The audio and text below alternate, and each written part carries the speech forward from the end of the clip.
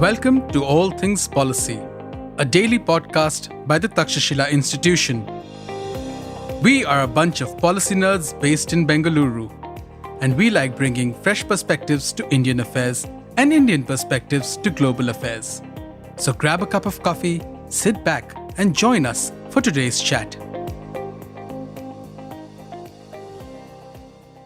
Last week, the Supreme Court recognized walking on demarcated footpaths as a fundamental right for an Indian citizen and urged the government to introduce an act that declared this right. The ruling from the two-judge bench came in a case involving the death of a schoolboy as he was walking on the road in the absence of a footpath. The ruling also established that if a road exists, there must be a duty to ensure that a footpath is demarcated and maintained for walkers, and that this right is enforceable against government agencies that fail to discharge this obligation, and the citizens can seek restitution and compensation through constitutional and legal remedies. The Supreme Court has also declared that this right flows from the guarantees of free movement, free expression, assembly, association, and the right to life under the Constitution. For anyone who's ever walked on the footpaths of an Indian city, you know that this ruling feels like a profound validation of the struggles we all face just navigating our cities by foot. I'm Shreya, your host for today's conversation, and I'm joined by my colleague Sowmya Prabhakar, Chief Operating Officer at the Takshashila Institution. Sowmya, thank you so much for joining us today. Thanks, Shreya, for having me on this. So, Soumya, there's likely renewed hope, right, that this verdict brings with it the potential to reshape urban planning and road design across the country. And without diminishing the many years of advocacy efforts that have resulted in this ruling, my hope for our conversation today was to review what this ruling can help achieve and also some of the unintended consequences that can stem from the friction between having constitutional values and on ground realities being different. Yeah. And that is what we're diving into today. So, as a longtime resident of Bangalore City, a runner, and as someone who engages in as much community action as yourself, what is your take on this situation? Yeah, so I think at least, not just footpaths. In general, I think, reclaiming these spaces are important. In the recent, event that I curated, I realized that when I was talking to a lot of residents, the pushback was, oh, what about vehicle movement on the road? Because the cultural thing that we had designed for was happening on one of the main roads, and the parallel road was given for access. So, sheer conversation with every other person across age groups meant that, oh, how are we going to ensure that vehicles move about smoothly? So then my question was, so aren't you bothered about the pedestrian movement or safety of young children or old people who are slower, because they need a friction free footpath or even roads that don't have too much of interaction with traffic, right? So in our heads already this construct of urban spaces is meant for motor vehicles and not for people to walk has been set. So I don't think we even can visualize a time when people have used it more for walking rather than for other things, right? And a good mix of it has been also vendors, right? So we did have a lot of people who told, okay, there's a lady who sells flowers, there's another person who has a small cart with fruits, and there are multiple people who also have these chart carts around. So we were like, we should of course accommodate them, so they'll be part of whatever festival we create on the road. But then how do you also ensure that hygiene and everything else is maintained by the vendor community as well? So when we had a conversation, it was nice to know that they're very collaborative in that sense. So as long as you're giving a workaround, they're very flexible. So I think eliminating vendors from streets fully could be troubling. But there could be a nice a balance that one could bring in. So I would say till we as citizens think about walkability as a fundamental thing, right? Our first go-to mode of transport should be, just walking small distances. I think it'll help. And I'm in a vicinity where our metro line is going to be fully functional soon. And the biggest challenge or worry has been in a 500 meters walkable thing. People are still going to take their two wheelers and park somewhere there. So, is there a way to get either like short distance trams which can move around this vicinity, pick and drop people quickly, or even try and see how do we improve the footpath? It needs a little bit of mending. We'll come to the finer details later, Shreya, but this has been the whole experience of we totally having given up the ability to think that footpaths are like essential, and it brings a lot of joy to walk to places. I think most people haven't even experienced it to be able to claim it now. So that's been something that I'm grappling with. Yeah, when you just said, right, the joy of walking on footpaths, there's this word called a flanner, where you aimlessly walk in cities, looking around, exploring, wandering. That's so rare for us right now, right? And you're absolutely right about the street vendors. There is also, speaking about fundamental rights, there is also a right against evicting street vendors without cause that was passed some years back. And just to add some data to what you were saying, right? You are completely right in that we are prioritizing motor transport over all else. And just the experience of being a pedestrian is so sidelined at this point of time. As of 2024, India has recorded over 25,000 pedestrian fatalities according to the National Crime Record Bureau. And these are just reported numbers. Actuals will be much higher. Yeah. And it's also reported that walkers constitute over 20% of all road fatalities. And that is most likely because the footpath in a certain area of the road does not exist. And so you have to get into the road and walk. And that becomes a big problem. Yeah. Yeah. And speaking of the vendors, like you mentioned, right, there is also a PMC audit that has found upwards of 800 encroachments on footpaths across just 500 kilometers of road space. While street vendors essentially are not the problem, you also spoke about how zoning needs to be, or I think we spoke about earlier before we got on Yeah. this call, about how zoning or improper zoning or zoning that's not well thought out can be a deterrent from having street vendors work alongside local bodies to ensure that the pavements are maintained in a sustainable fashion. Yeah, in fact, the person who sells greens, right, all your palaks, methi, and all of that, the person is there only for about a 2 hours window, and either they're done by then or they kind of leave because once it gets hot, they're not around.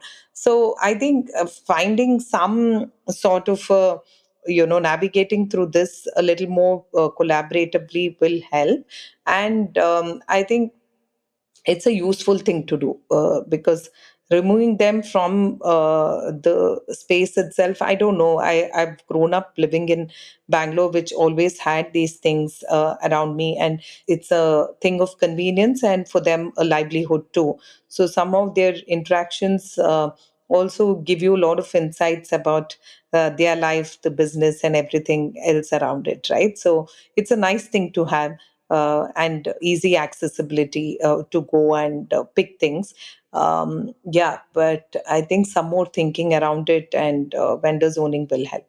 And they're also a key part of what makes that neighborhood tick. No, you'll find these the common street corners where most of these vendors are, is where a lot of residents of that neighborhood who've been living there for a while will come pick up their greens from there, pick up some of their milk paper from there, if they're picking up milk.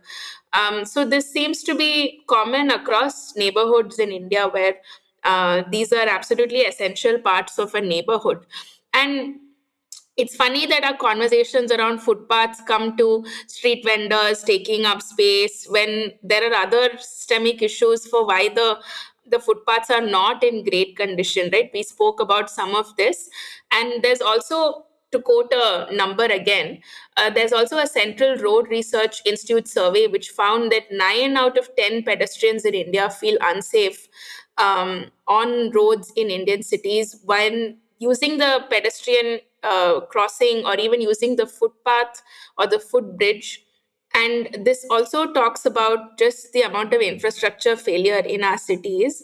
But this is also a good space to, I think, come back to what we wanted to speak about further also, right? So clearly, this is a problem, which is why, based on all of the activism and conversations that have happened over the many years, now there's a Supreme Court ruling for a right to walk.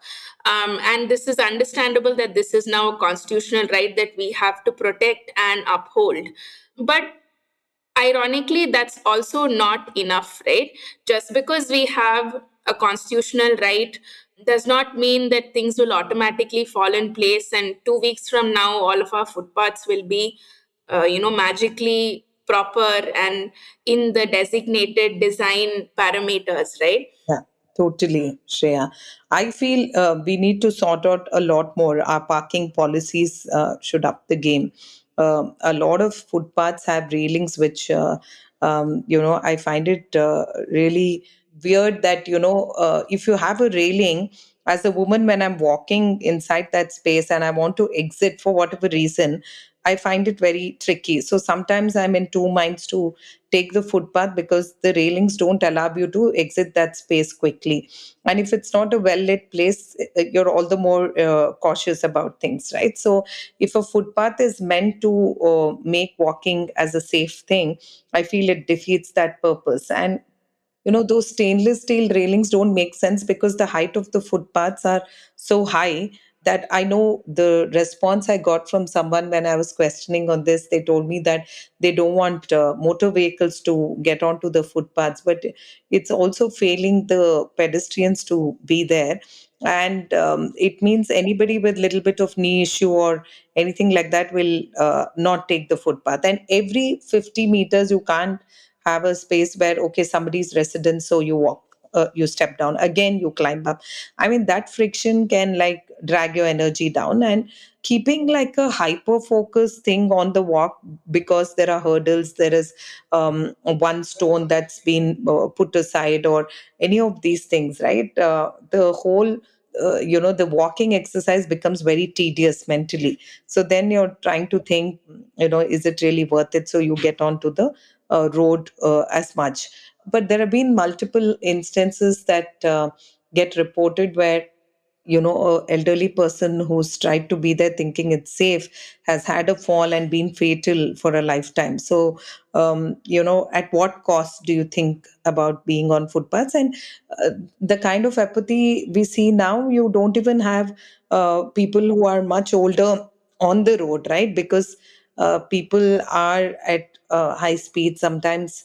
That these footpaths are not laid out well, so you compromise on not just getting out of your apartment complex, which it feels more safe, right? So I think the trade-offs of not having a footpath is not yet seen in the most visible way. But from an health point of view, from just your interactions with the other people, the social community spirit that would have come, we're losing out on all of these things big time. And yeah, I hope we will have better design footpaths which are here to stay. And like we were discussing earlier on, multiple bodies that are interacting for different things, right? From the sewage to the electrical poles and everything else.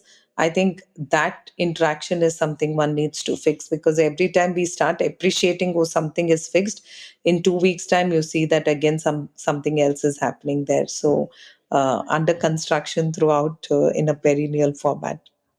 Yeah, Sowmya, it's like one agency does some work and then another agency is reversing that work.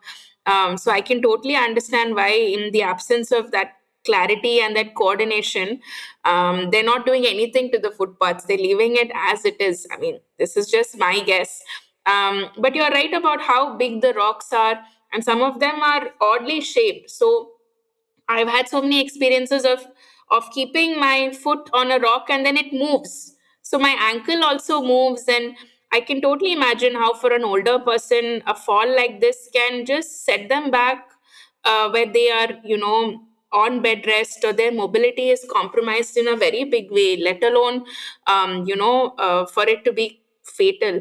So I think we've all kept a safe distance from footpaths, like you said, and we're not seeing the full benefits of how this can be. It's only when we travel to other countries that we're able to access this, and then we use that as a benchmark to compare.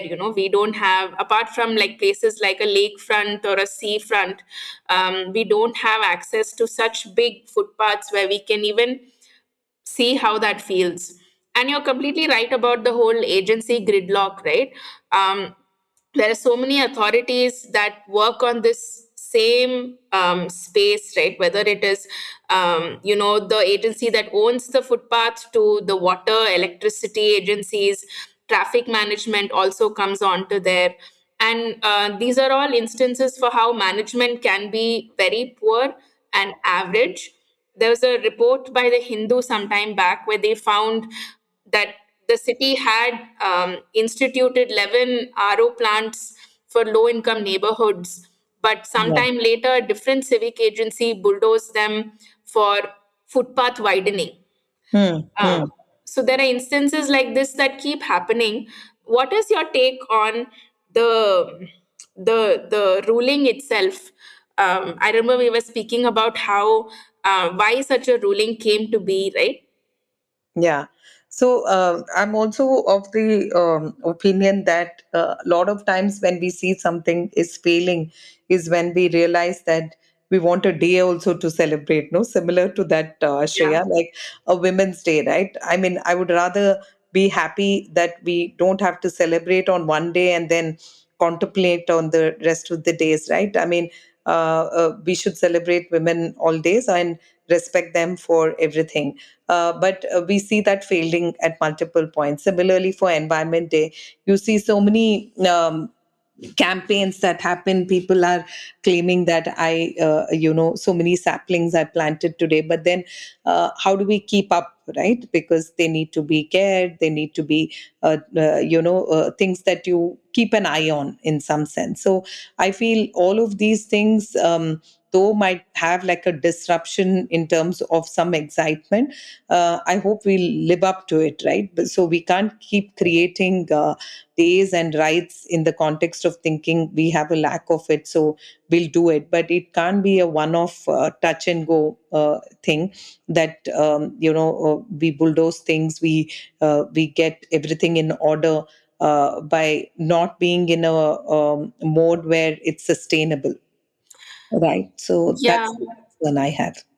Yeah, and from what you said, right, I'm also gathering the idea that we become very cynical as citizens. It's so easy to become cynical and then trivialize such a symbolic thing, no?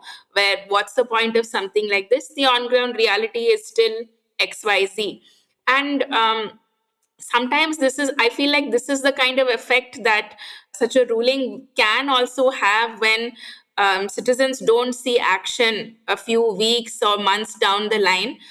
But it's also hard for them to immediately see action when so many agencies, like we discussed, have to coordinate, work together.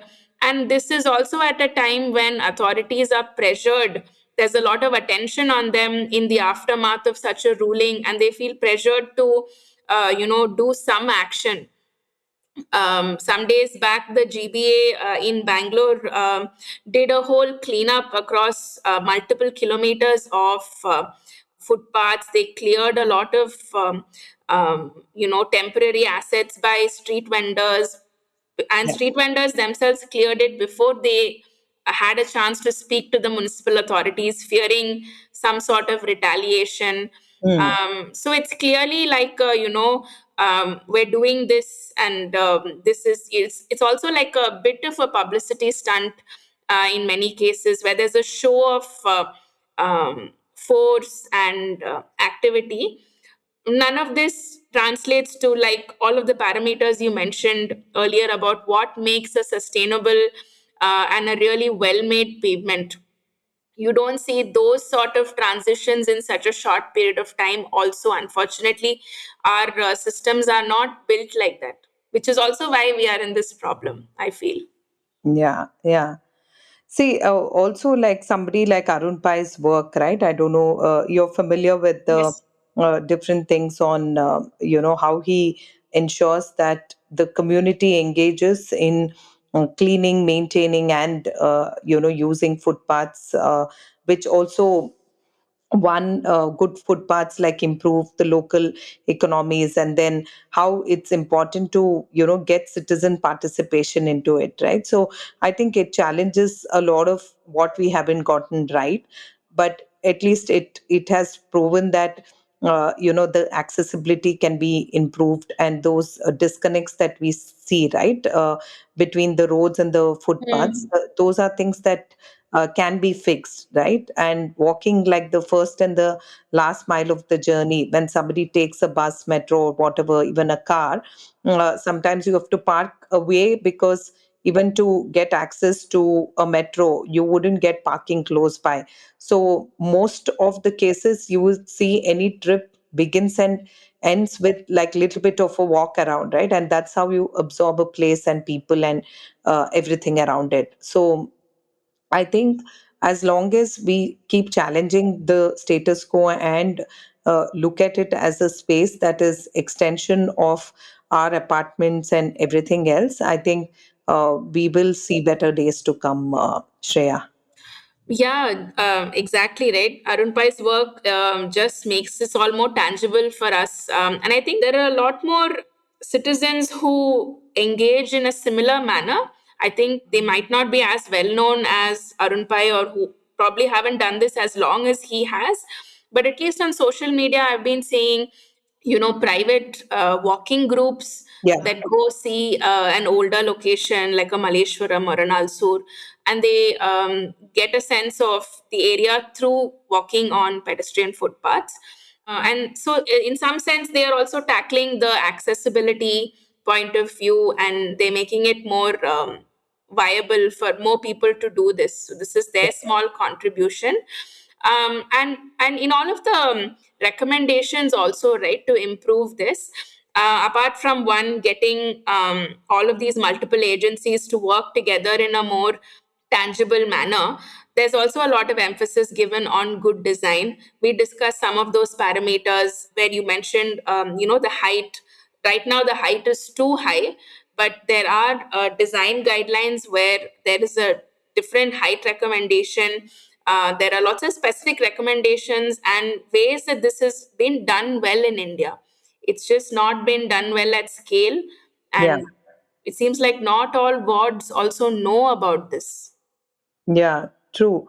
I think the design element is something that should also include, like, bus stops and, like I was saying, right, your metro stations, and the walkability from there should be improved, because that's the only way we're going to tackle traffic also smartly. Because otherwise, what will happen? All the locations around these places, not so much so for bus stops, but I think because metros are the upcoming thing, there is still this huge challenge of where do you find parking around these metro stations. So I think if we can improve walkability, we are going to have a lot more, sane ways of managing these things. Also, I don't know, did we speak about the Indian Road Congress? I think before the call we discussed about it, Yes. right? That's an interesting one, and a pedestrian manifesto that we were talking about in the walkability of Indian cities conversation that was there, Yeah. right? So I think these are also useful to take a look at, Shreya. Yeah, absolutely, Sowmya. Another recommendation that I've been reading about in my research is that the incentives for local ward engineers needs to be realigned a little bit more. Right now, the kind of incentives that they're working towards is similar to, how many kilometers of asphalt have you laid, or how soon have bottlenecks for cars been cleared. Like we were talking about this before, about how everything is prioritized for motor transport, and Yeah. there isn't enough done for non-motor transport, because we're such a congested city and most of our cities are this way. The easiest thing, or the action item that gets most attention, is the keeping the roads moving, making sure transport is as smooth moving as possible, and this just falls by the sidelines. Yeah. Also, the friction of as much as a lot of footpaths also have trees, right? And the sometimes the challenge is the kind of trees we planted are short shrubs. So when you're walking, you have to kind of maneuver through that. So somebody who's young can manage, but a lot of times they're also of the variety which can give you a prick, all of that. So I think just being a little more mindful on what's getting planted in these places, plus this whole forest department giving a heads up to even trim any of these things. I feel we need a better handle on it, because a lot of times getting permissions means it takes away huge amounts of time and effort to get it done. So a lot of people, at least in the vicinity, are struggling with that kind of challenge. So how we could make it a little more viable for upcoming footpaths to do it more smartly is something that we should consider, because it again defeats the whole walkability aspect of a footpath. So having trees which might have a slightly longish trunk and then blooming from there on would be useful, because there's a lot of technical details that goes into what sort of trees are getting planted in the cities, and in terms of clean air and all of that. So I'm sure there are enough good minds on it from an urban governance point of view as well. But some of these things, if we get it right, I think we'll certainly have better footpaths to come to explore and walk and enjoy. Yeah, in a lot of places, there is a lot of history we're already dealing with, right? We spoke Yeah. about the guardrails a little earlier, and in many cases, these trees, these are all already part of the footpath in many cases. And so then you have to work with the existing footpath and bring it to a certain standard that is comparable with other footpaths. And so all of this require a lot of discretion. When I was doing research on this, how these sort of these are called positive rights, right? Like a right to walk, right to clean air. I was reading up about the kind of ramifications they usually have on ground. So one possibility is also that this can increase more opportunities for rent seeking. There's Hmm. already a fair bit of, I think, enough that we all have heard about how local authorities have from time to time, threatened, or threatened with eviction even of street vendors or some vulnerable community members who are using the footpath. But rulings like this just adds more fire to the flame in a lot of cases, especially when we don't have like other ducks in a row, so we don't have any action to show for. So then some of this threatening tends to happen. There is some rent seeking, sometimes there's extortion, there's corruption. These are some instances of what can go wrong when there is a lot of pressure to show action, to show some sort of forward movement in the absence of state capacity and this incentive structure not being in place already. Yeah, yeah. Also, what happens is I was at this traffic police museum that's there in Bangalore, and the digital view indicates that a lot of pedestrians are actually walking on the road, even when there are small patches of footpath that's comfortable to walk. But then, while somebody could comment that, why are people walking on the road when there's a footpath? The challenge is every time the railing is at a point when you have to exit particularly like further from where you want to go, or ahead of it. So obviously somebody who could have nicely stepped in with the smooth landing and into it, even like a pram that a mother would need to kind of take the child around. I think we've just by design made it so hard that people will deter from taking it, because all of these friction points, even for a specially able person to be on a wheelchair, it kinds of completely fails it.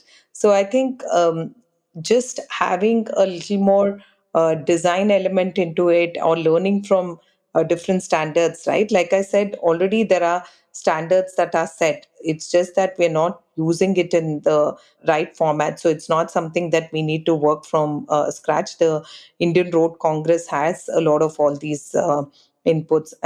Yeah, just implementing it more smartly would be useful. There are also instances of consultations being taken with multiple other stakeholders. So a lot of these conversations have happened. It's just, I think, about implementing it at scale. Of course, I could be wrong about how much of these lessons they've implemented in the final blueprint. I don't have information on that. But I was also reading up about other similar rights, right, in other sectors like education, with the right to education, and also the right to information Hmm. many years back. Even in the aftermath, of course, these became acts. And given what the Supreme Court has said, they would like the right to walking also become an act that will then be implemented.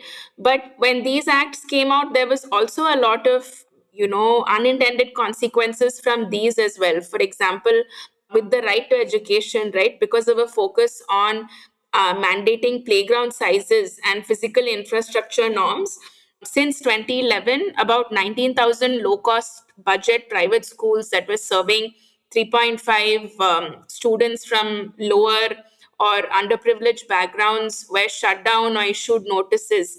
And this is across 17 states. And there's even, Karthik Muralidharan, the economist, has also mentioned, included in his research, that these private schools deliver a high quality of education higher than that of government schools. And so shutting down these schools only because a playground is not as per the mandate is very ironic. So especially because this is in response to the Right to Education Act. So I found these kinds of reports very interesting in my just reading up for this podcast episode. Similarly, for the right to information also, there were instances of how civil servants noted that they were scared of malicious RTI queries, and that had slowed down the state execution. Instead of being candid in reports, they would then use general, overcautious terminology, and that also delayed projects. There was a group of professional complainants who just wanted to fish for minor procedural lapses and extort municipal officers, even in Bangalore. So these are some of the other ramifications that come from trying to implement these kinds of rights when they become full-fledged acts. Of course, these aren't the full picture of the story. They're just these are some instances of what could go wrong. But I thought it was useful to keep in mind also, because when I first heard about this right to work, I thought it was a great thing. That was my first instinct. Oh, nice. Finally, there's, some validation. But then I was reading about it, and it also got me thinking about some of these unintended consequences that will take place because now we've set the stage for it in a way. Yeah, yeah. But it's true, all of this economics lens to it is definitely useful. How do you incentivize, right? Even today, we realize that just the penalty that we don't have for traffic violation has got us into this kind of, road rage, or just insane levels of driving rashly. But then I think the incentive should line up well.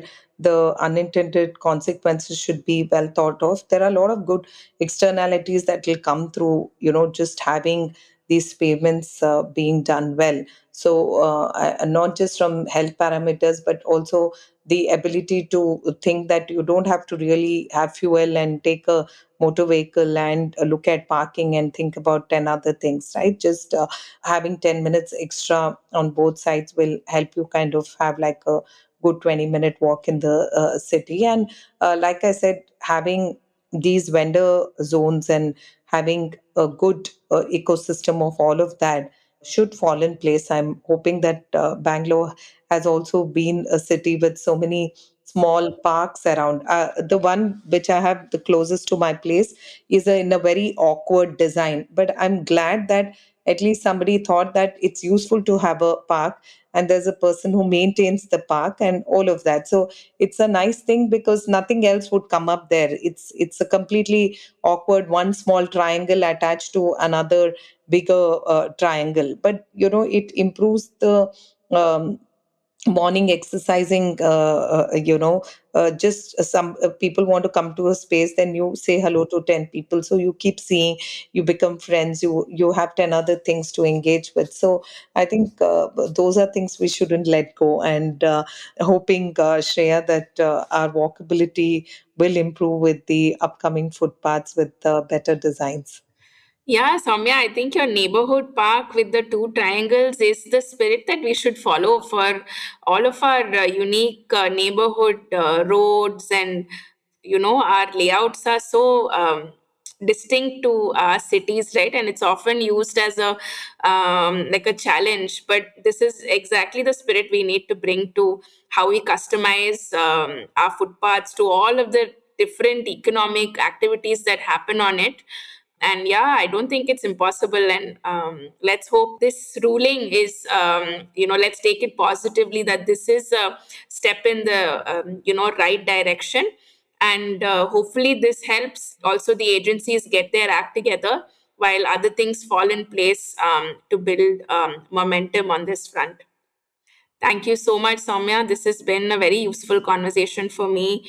The research also, I think, taught me a lot. So I'm extremely grateful that we got to have this conversation. Yeah, thanks, Shreya, for having me on this. Thank you, Soumya. Thank you, folks. We hope this was useful. We'll see you in the next episode. If you liked our show, dive into Takshashila's research on technology, strategy, and economic affairs. Check us out at our Twitter handle @TakshashilaINST or our website takshashila.org.in.